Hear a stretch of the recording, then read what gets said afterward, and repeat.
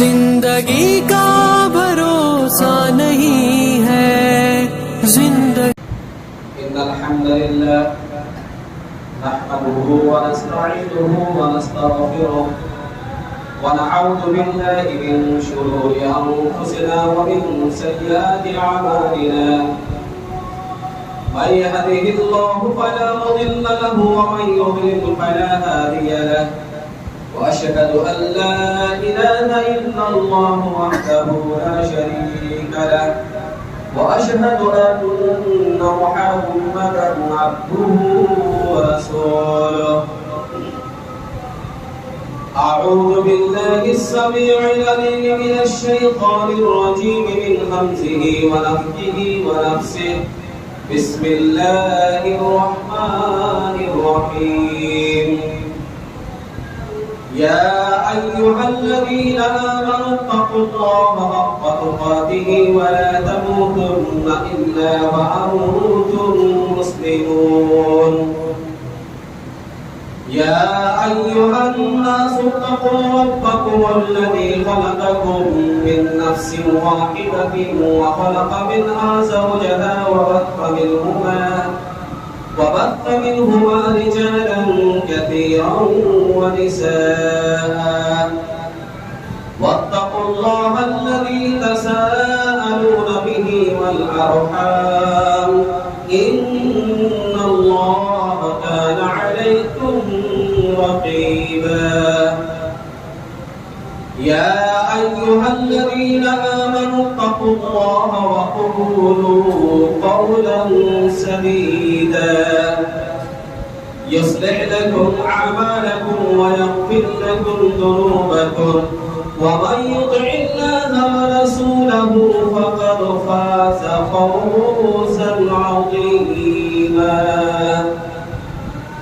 أما بعد فإن خير الحديث كتاب الله وخير الهدي هدي محمد صلى الله عليه وسلم وشر الأمور محدثاتها وكل محدثة بدعة وكل بدعة ضلالة وكل ضلالة في النار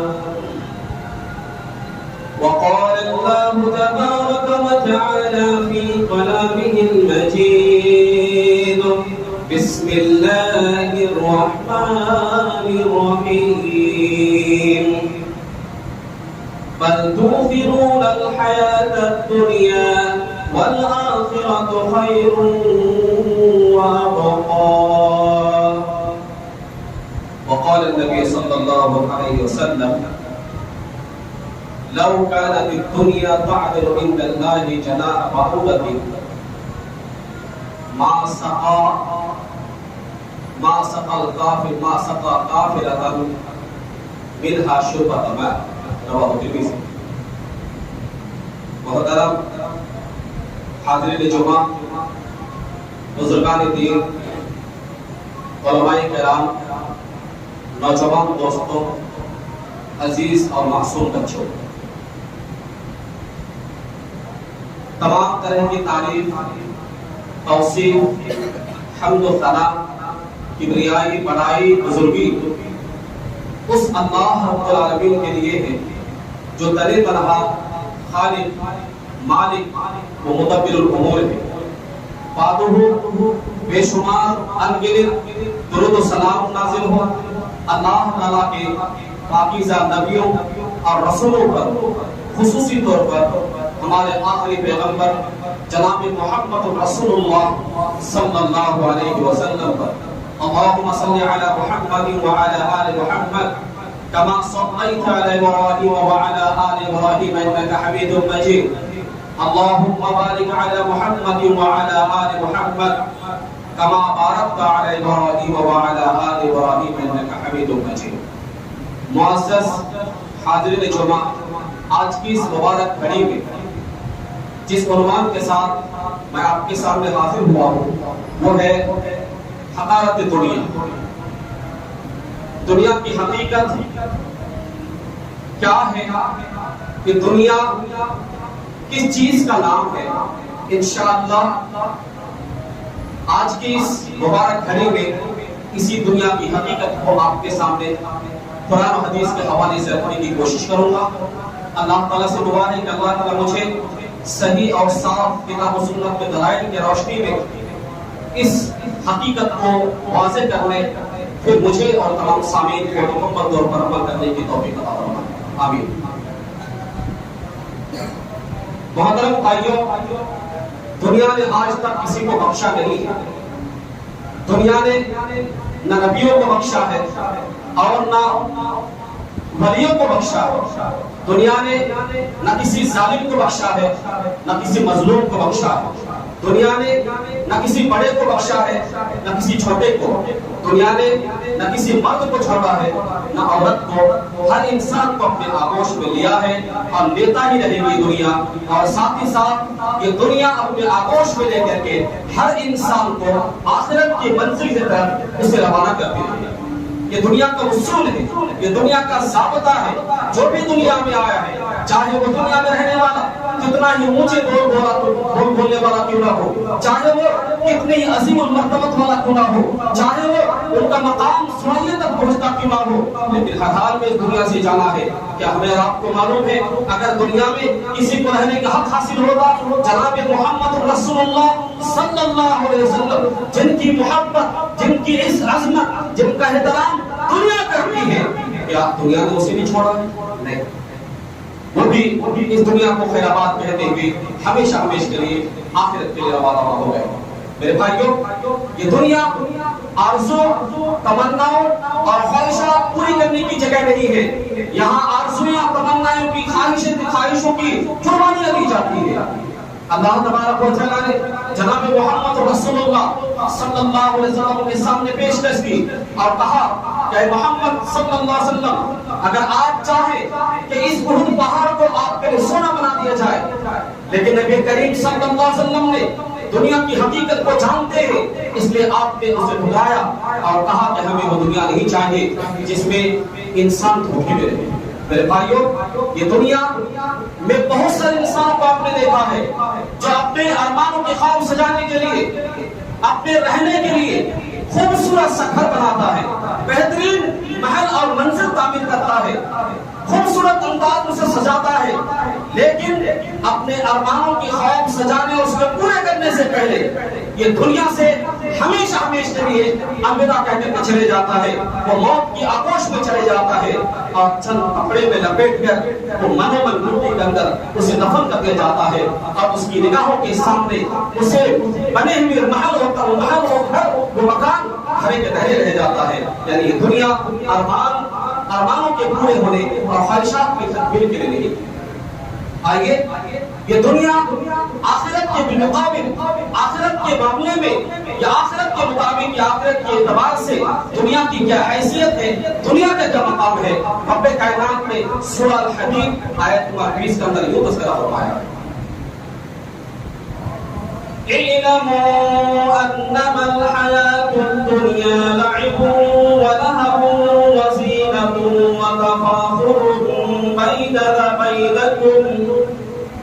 وتفاخر بینکم وتکاثر فی الاموال والأولاد۔ اچھی طرح جان رکھو کہ یہ دنیاوی زندگی کھیل تماشا، لعب و لہو اور آپس میں فخر و غرور کے لیے ہے، اور اس دنیا کے اندر مال و اسباب میں ایک کا دوسرے سے اپنے آپ کو اونچا دکھانے یا اونچا بتانے کے لیے ہے۔ کمثل غیث اعجب الکفار نباتہ، اس بارش کی طرح جب بارش ہوتی ہے تو بارش کے قطرات سے جب زمین میں وہ فصلیں لہلا اٹھتی، اس کی پیداوار یعنی بارش اور بارش کے ساتھ وہ پیداوار جو کسانوں کو اچھی اور بھری معلوم ہوتی ہے، ثم یہیج فتراہ مصفرا، پھر وہ لہلاتی کھیتی خشک ہو جاتی ہے، سوکھی پڑ جاتی ہے، اور تم اسے زرد رنگ میں دیکھتے ہو، ثم یکون حطاما، پھر وہ چورا چورا ہو جاتا ہے، ایسے ہی ان کسانوں کے ارمان چورے چورے ہو جاتے ہیں۔ یہ دنیا میں رہنے والے چاہے وہ ارمان کتنے سجا لے، چاہے وہ خواہشات کتنے بھی کر لے، اس کے ارمان دھرے کے دھرے رہ جاتے ہیں، کبھی یہاں تکمیل ہونے والے نہیں، کہیں یہاں پورے ہونے والے نہیں۔ وَفِي الْآخِرَةِ عَذَابٌ شَدِيدٌ، اور آخرت میں سخت ترین عذاب ہے۔ وَمَغْفِرَةٌ مِّنَ اللَّهِ وَرِضْوَانٌ، اور اللہ کی مغفرت بھی ہے اور اس کی رضامندی بھی ہے۔ وَمَا الْحَيَاةُ الدُّنْيَا إِلَّا مَتَاعُ الْغُرُورِ، اور دنیاوی زندگی بجز دھوکے کے سامان کے اور کچھ نہیں۔ میرے بھائیوں، اس آیت کریمہ میں ہمیں یہ بات سمجھ میں آ گئی کہ دنیا کی زندگی ایک کھیل تماشا ہے۔ جس طرح آپ میلے ٹھیلے میں، جس طرح آپ کھیل تماشے کے محفل میں آپ تھیٹر میں شریک ہوتے ہیں، چند گھنٹے کا وہ پروگرام رہتا ہے، چند گھنٹے کی وہ محفل چلتی ہے، پھر تھوڑی دیر کے بعد انسان اس محفل کے ختم ہونے کے بعد، اس میلے کے ختم ہونے کے بعد اپنے گھروں کا رخ کر لیتے ہیں۔ اسی طریقے سے اس دنیا کو رب کائنات نے ایک میلے کا گھر، ایک میلے کا ماجرا بنایا ہے۔ یہ دنیا انسان جب تک رہے گا، یہ دنیا انسان کے لیے بہت ہی قلیل و مختصر ہوگی۔ اس دنیا سے کوچ کرنے کے بعد جدھر وہ رخ کرے گا وہ دنیا بہت ہی وسیع و عریض ہوگی، وہ دنیا بہت ہی لمبی چوڑی ہوگی۔ ساتھ ہی ساتھ جس نے اس دنیا سے محبت کی، جس نے اس دنیا میں لوٹ گیا، دنیا نے اسے دھوکہ دیا ہمیشہ، کیونکہ اللہ تبارک و تعالیٰ نے فرمایا وَمَا الْحَيَاةُ الدُّنْيَا إِلَّا مَتَاعُ الْغُرُورِ، یہ دنیا صرف دھوکے کا سامان ہے، یہ دھوکے کے علاوہ کچھ بھی نہیں ہے۔ میرے بھائیوں، دنیا کی حقیقت کو آپ سمجھنا چاہتے ہیں آخرت کی نظر میں، آپ دیکھیں جناب محمد رسول اللہ صلی اللہ علیہ وسلم نے اپنے صحابہ کرام کو، ساتھ ہی ساتھ اپنے اس پیغام سے دنیا والوں کو کیا میسج آپ نے دیا ہے، کون سی تعلیم آپ نے دی ہے؟ دنیا کی حقیقت کو سمجھانے کی خاطر رسول اکرم صلی اللہ علیہ وسلم نے ایک بات بتائی، وہ بات یہ ہے کہ واللہ ما الدنیا فی الآخرہ الا مثل ما یجعل احدکم اصبعہ ہذہ واشار بالسبابہ فی الیم فلینظر بما ترجع۔ مسلم کی روایت ہے، جناب محمد رسول اللہ صلی اللہ علیہ وسلم نے رب کی قسم کھائی ہے اور کہا واللہ قسم اللہ کی، دنیا کی حقیقت، دنیا کی حیثیت آخرت کے بالمقابل ویسی ہی ہے کہ تم میں سے کوئی شخص اپنی ایک انگلی کو، آپ نے اشارہ اس سبابہ کی طرف کیا ہے، شہادت کی انگلی کی طرف کیا ہے، اس انگلی کو سمندر میں ڈالتا ہے، تم فَلْيَنْظُرْ بِمَا تَرْجِعُ، پھر دیکھے کہ وہ سمندر میں جانے والی انگلی اپنے ساتھ کتنا پانی کا حصہ لے کر کے آتی ہے۔ میرے بھائیو، ہم اور آپ جانتے ہیں کہ ہماری انگلی اس سمندر میں جو ڈوبتی ہے، جتنا پانی لے کر کے آتی ہے، ہم جانتے ہیں مشکل سے ایک قطرہ یا دو قطرے یا تین قطرے ہوں گے، اور وہ بہت ہی جلد ختم ہونے والے ہوں گے۔ رسول اکرم صلی اللہ علیہ وسلم نے فرمایا تمہاری انگلی کے ساتھ جو پانی آیا ہے وہ دنیاوی زندگی ہے، اور جو سمندر میں پانی بچ کے رہ گیا ہے وہ آخرت ہے۔ اب آپ فیصلہ لے لیں کہ آپ نے ہمیشہ دنیا کو چوز کرنا ہے یا آخرت کو سلیکٹ کرنا ہے یا پسند کرنا ہے۔ یہ اختیار اور فیصلہ آپ کے حق میں ہے۔ میرے بھائیوں، یہ دنیا کی حیثیت، یہ دنیا کی اہمیت اللہ کی نظر میں یہ آخرت کے بالمقابل ہے۔ اہل جنت کو جب جنت دی جائے گی، وہ جنت اتنی وسیع و عریض ہوگی جو آسمان و زمین کے مقدر ہے۔ اللہ تبارک و تعالیٰ نے سورہ آل عمران آیت نمبر 133 میں فرمایا وَسَارِعُوا إِلَى مَغْفِرَةٍ مِّن رَّبِّكُمْ وَجَنَّةٍ عَرْضُهَا السَّمَاوَاتُ وَالْأَرْضُ أُعِدَّتْ لِلْمُتَّقِينَ۔ اپنے رب کی مغفرت اور اس جنت کی طرف دوڑو جس کی چوڑائی، جس کا عرض آسمانوں اور زمینوں کے برابر ہے، جسے اللہ تبارک و تعالیٰ نے متقیوں کے لیے تیار کر رکھا ہے۔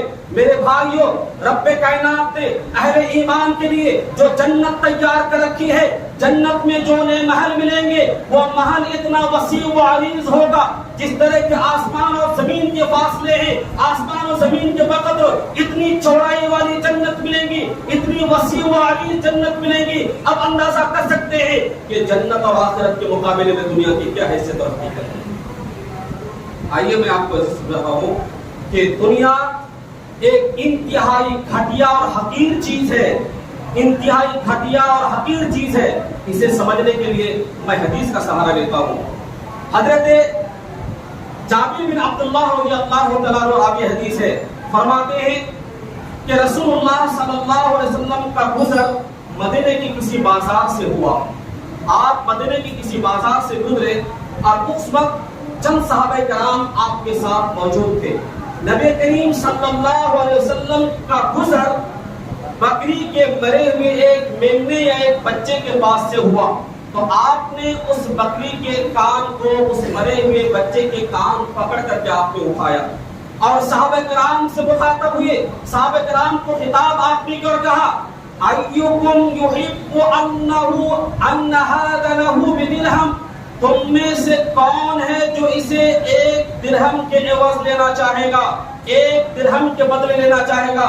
فقالوا ما نحب انه لنا بشيء، صحابہ کرام نے کہا اے اللہ کے رسول صلی اللہ علیہ وسلم، ہم میں سے کسی کو اسے کسی چیز کے عوض لینے کی حاجت نہیں، ہم میں سے کوئی اسے کسی چیز کے بدلے لینا پسند نہیں کرتا ہے.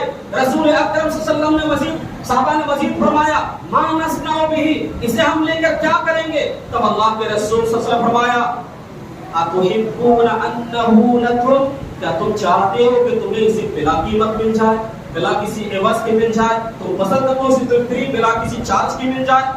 صحابہ کرام کہتے ہیں واللہ لو کان حیا کان عیبا فی، اللہ کی قسم اگر یہ زندہ بھی رہتا پھر بھی یہ ایک عیب دار جانور تھا، عیب دار جانور تھا، لأنہ اسد کو اس لیے کہ یہ حقیر کان والا ہے. فکیف وہو میت، اے اللہ کے رسول اب تو یہ مر چکا ہے تو اس کی ہمیں حاجت کیا ہے، کیا ضرورت ہے؟ اس وقت رسول اکرم صلی اللہ علیہ وسلم نے صحابہ کرام کے سامنے صحابہ کرام کو مخاطب کرتے فرمایا وہ صحابہ کرام، وہ میرے ساتھیوں سنو سنو، فواللہ للدنیا احوال علی اللہ من ھذا علیکم، جس قدر یا جتنا حقیر تمہاری نگاہ کے سامنے یہ مرے ہوئے بکری کا بچہ ہے، قسم اللہ کی، اللہ کی نظر میں دنیا اللہ کی نظر میں اس سے کہیں زیادہ حقیر ہے.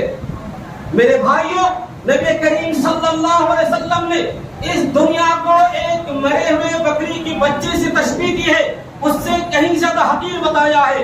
لیکن اس دنیا کو پانے کے لیے انسان نے اپنے بھائی کا خون بہایا ہے، انسان نے اپنے باپ کو قتل کیا ہے، انسان نے اپنے ماں باپ کی نافرمانی کی ہے. اسی دنیا کو پانے کے لیے انسان نے اپنے بہن کا حق دبایا ہے. اسی دنیا کو حاصل کرنے کے لیے انسان نے اپنے پڑوسی کے حقوق کو غبن کیا ہے. اسی دنیا کو حاصل کرنے کے لیے کسی دوسرے کے مال کو ناجائز طریقے پر کھایا ہے. میرے بھائیوں، یہ دنیا جبکہ اللہ کی نگاہ میں ایک مرے ہوئے بکری کے بچے سے کہیں زیادہ حقیر ہے، اندازہ کرے، لیکن اس کے باوجود بھی ہمیں سمجھ میں نہیں آتا کہ رب کائنات کی نگاہ میں یہ دنیا کی کوئی حقیقت نہیں ہے، کوئی وقت نہیں ہے، لیکن پھر بھی ہم دنیا کو اتنی ترجیح دے رکھتے ہیں. آئیے مزید سمجھنے کی کوشش کریں. جناب محمد رسول اللہ صلی اللہ علیہ وسلم نے فرمایا لو كانت الدنيا تعدل عند الله مثل ما تعدل عند الله جناح بعوضة ما سقى كافرا منها شربة ماء، اگر دنیا کی حقیقت اللہ کی نگاہ میں ایک مچھر کے پر کے برابر بھی ہوتی، ما سقى كافرا منها شربة ماء، تو اللہ تعالی دنیا میں کسی کافر کو ایک گھونٹ پانی نہ پلاتا. میرے بھائیوں، اللہ کی نگاہ میں، اللہ کی نظر میں دنیا کی مچھر کے پر کے برابر بھی اہمیت اور حقیقت نہیں ہے، لیکن اس کے باوجود بھی دنیا میں ہم نے اس کا داؤ لگا لیا ہے، دنیا سے ہم اس قدر محبت کر رہے ہیں، ہم خود کو بھول گئے ہیں کہ ہمارا رخ کیا ہے، ہمارا راستہ کیا ہے، ہماری منزل کیا ہے. ہم اس دنیا کے پیچھے لگ کر کے ہم اپنے آخرت کو بھول گئے. یہ دنیا ایک فتنہ بھی ہے، یہ دنیا ایک فتنہ اور آزمائش بھی ہے. جس طرح کہ اللہ تبارک و تعالیٰ نے مال اور اولاد کو انسان کے لیے فتنہ قرار دیا، اسی طرح دنیا ایک فتنہ بھی ہے. حضرت ابو سعید خدری رضی اللہ تعالیٰ عنہ بیان فرماتے ہیں نبی کریم صلی اللہ علیہ وسلم نے ارشاد فرمایا ان الدنیا حلوۃ خضرۃ، دنیا بہت ہی میٹھی اور سرسبز و شاداب و ہری بھری ہے. وَإِنَّ اللَّهَ مُسْتَخْلِفُكُمْ فِيهَا، اور اللہ تعالیٰ تمہیں اس زمین پر جانشی بنانے والا ہے. فَيَنْظُرُ كَيْفَ تَعْمَلُونَ، اور اللہ تعالیٰ تمہیں جانچنے اور دیکھنے والا ہے کہ تم اس دنیا میں رہ کر کے کیسا کرتے ہو یا کیا عمل کرتے ہو. فَاتَّقُوا الدُّنْيَا وَاتَّقُوا النِّسَاءَ، دنیا سے بچو اور عورتوں کی فتنوں سے بچو. ان اول فتنۃ بنی اسرائیل کانت فی النساء، اس دنیا میں اس زمین میں بنی اسرائیل میں جو سب سے پہلا فتنہ رونما ہوا تھا وہ عورتوں کے معاملے کو لے کر کے ہوا. اس دنیا میں سب سے پہلا قتل اور سب سے پہلا فتنہ جو رونما ہوا بنی اسرائیل میں کہ حابیل کو قابیل نے قتل کیا ہے ایک عورت کی وجہ سے، اور عورت بھی دنیا کے مال و اسباب و متاع میں سے ایک چیز ہے. میرے بھائیوں، یہ ہے دنیا کی حقیقت اللہ اور اس کے رسول کے سامنے. اسی وجہ سے جناب محمد رسول اللہ صلی اللہ علیہ وسلم اپنے صحابہ کرام کو بار بار ان باتوں کی تعلیم دیا کرتے تھے اور خصوصی توجہ سے ان کی تربیت کیا کرتے تھے. وہ کیا؟ کن فی الدنیا کأنک غریب او عابر السبیل وَقُودُ نَفْسَكَ مِنْ أَهْلِ الْقُبُورِ. اے میرے صحابہ، تم اپنے آپ کو دنیا میں اجنبی بنا کر رکھو، ایسا بن کے رہو گویا کہ تم اپنے کنٹری سے کسی دوسرے کنٹری میں گئے ہو، اپنی اسٹیٹ سے کسی دوسرے اسٹیٹ میں گئے ہو. وہاں کے لوگ نہ تمہیں پہچانتے ہیں نہ تم وہاں کے لوگ کو پہچانتے ہو. ایک اجنبی بن کے دنیا میں رہو. عابر سبیل، یا ایک مسافر کی طرح ہو. ایک مسافر آتا ہے چلے جاتا ہے، یہاں سے وہاں وہ گردش کرتے رہتا ہے. مسافر بن کے رہو.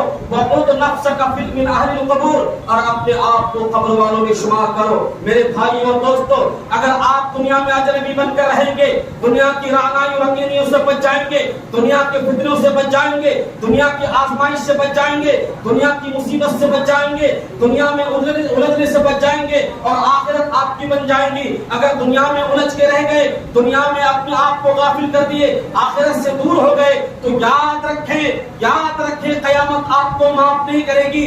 جنت آپ کو اپنے اندر نہیں بلائے گی، کیونکہ ہم نے دنیا کو چوز کیا ہے، ہم نے دنیا کو پسند کیا ہے، ہم نے دنیا کو اختیار کیا ہے اور دنیاوی زندگی کو اپنے لیے سب کچھ سمجھ بیٹھا ہے، جس وجہ سے جنت ہم سے روٹ گئی، آخرت کے دن ہم سے بیزار ہو گئے، رب ہم سے ناراض ہو گیا. میرے بھائیوں، ضرورت اس بات کی ہے ہم دنیا کی حقیقت کو سمجھیں اور اپنے آپ کو اس دنیا میں اس قدر بنائے رکھے جس طرح کہ ایک اجنبی رہتا ہے یا ایک مسافر رہتا ہے.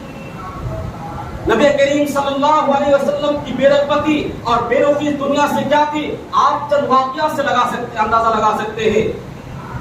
راوی حدیث حضرت عبداللہ بن مسعود رضی اللہ عنہ بیان فرماتے ہیں، رسول اکرم صلی اللہ علیہ وسلم ایک مرتبہ کسی چٹائی میں آرام فرما رہے تھے. جب آپ نیند سے بیدار ہوئے تو آپ کی پہلو مبارک میں آپ کے جسم اطہر پر چٹائیوں کے نشان پڑے ہوئے تھے. ہم صحابہ نے کہا ہے اللہ کے رسول، اگر آپ اجازت دیں تو آپ کے لیے ایک بستر ہم تیار کریں جس میں آپ آرام کر سکیں. رسول اکرم صلی اللہ علیہ وسلم نے فرمایا، مالی ومال الدنیا وما انا فی الدنیا الا كراكب استظل تحت شجرة وراها ثم راح وتركها. رسول اکرم صلی اللہ علیہ وسلم نے فرمایا، اے میرے صحابہ، میرے دنیا سے کیا مطلب، مجھے دنیا سے کیا غرض. میں اور دنیا کی مثال اس طرح ہے گویا کہ ایک مسافر، ایک سفر کرنے والا سفر کرتا ہے، راستے میں تھکن محسوس ہوتی ہے، انہیں ایک سایہ دار درخت نظر آتا ہے، اس سائے کو حاصل کرنے کے لیے تھوڑی دیر سستانے کے لیے، آرام کرنے کے لیے وہ درخت کے نیچے بیٹھ جاتا ہے، پھر کچھ لمحے کے بعد اس درخت اور اس کے سائے کو چھوڑ کے چلا جاتا ہے ہمیشہ کے لیے. اسی طرح میں بھی دنیا کا ایک مسافر ہوں. میں دنیا سے میں دنیا سے کچھ نہیں چاہتا، میں تو یہ چاہتا ہوں کہ اللہ تعالیٰ دنیا میں رہ کر کے مجھ سے راضی اور خوش ہو جائے. میرے بھائیوں، یہ رسول اللہ صلی اللہ علیہ وسلم کی بے رغبتی دنیا سے تھی. ایک اور مثال راوی حدیث حضرت عمر بن خطاب بیان کرتے ہیں کہ اللہ کے رسول صلی اللہ علیہ وسلم کسی مسئلے میں بعض ازواج مطہرات سے ناراضگی اختیار کی اور آپ نے علیحدگی اختیار کی. آپ کسی خاص کمرے میں آرام فرمانے لگے. حضرت عمر بن خطاب رضی اللہ تعالیٰ عنہ آپ کے پاس آپ کی خبر گیری کے لیے آئے.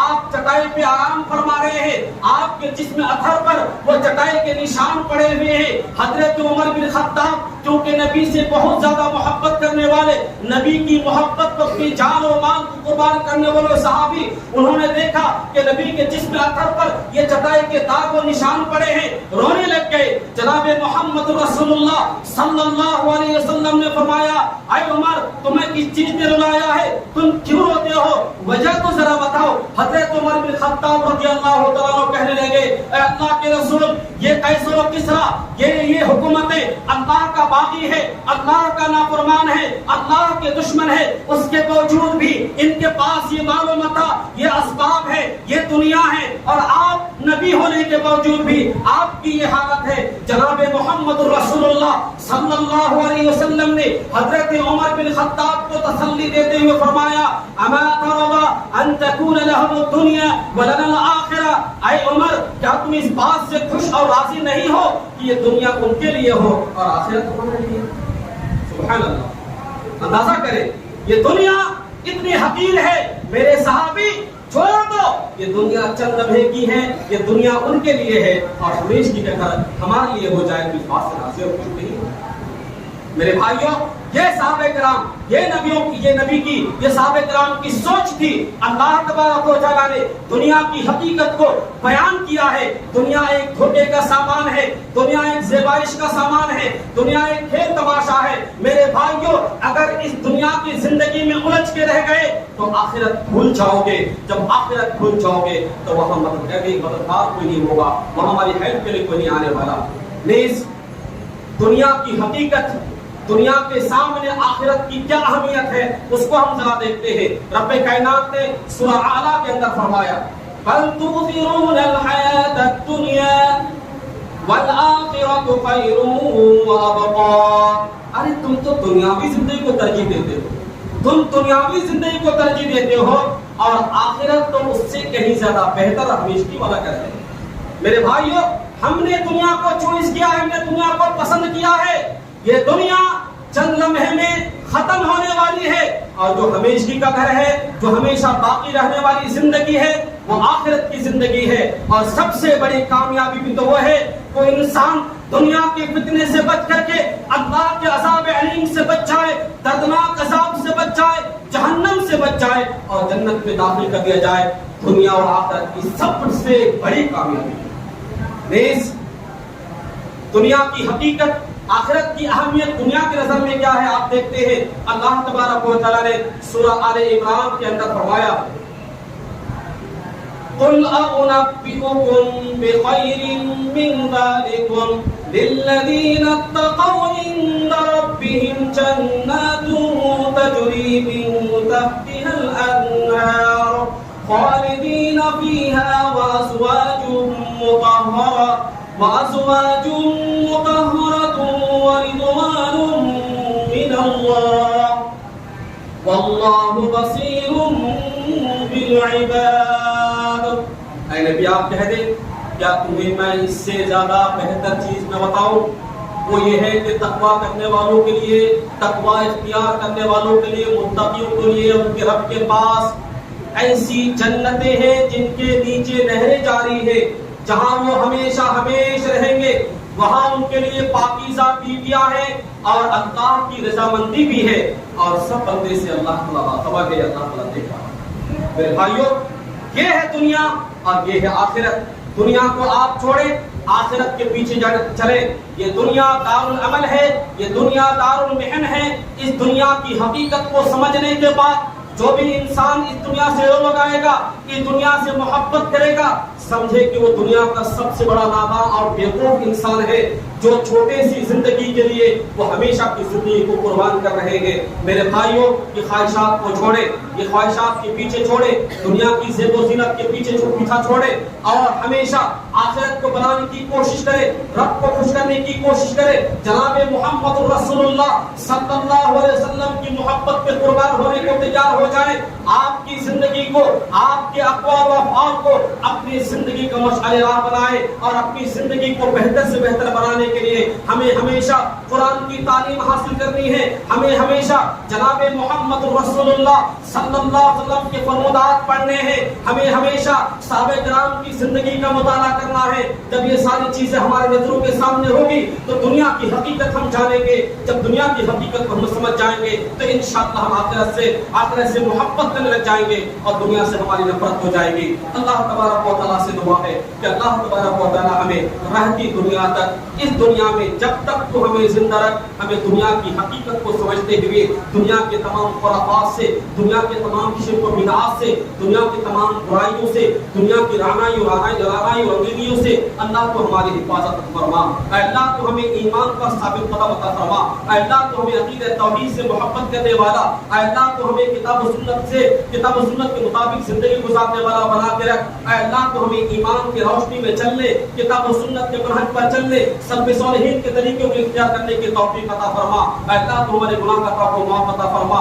اے اللہ جب تک تو ہمارے سے ہمیں زندگی دے, اللہ تو ہمیں زندگی کو بہتر سے بہتر بنانے کی ہمیں توفیق عطا فرما. جب تو ہمارا خاتمہ کرنا خاتمہ ایمان اور کلمہ شہادت اشہد ان لا الہ الا اللہ و اشہد ان محمد رسول اللہ کرنا. آمین. تقبل یا رب العالمین. بارك الله لنا ولكم في القرآن العظيم ونفعنا وإياكم بالآيات والذكر الحكيم إنه تعالى جواد كريم ملك غفور.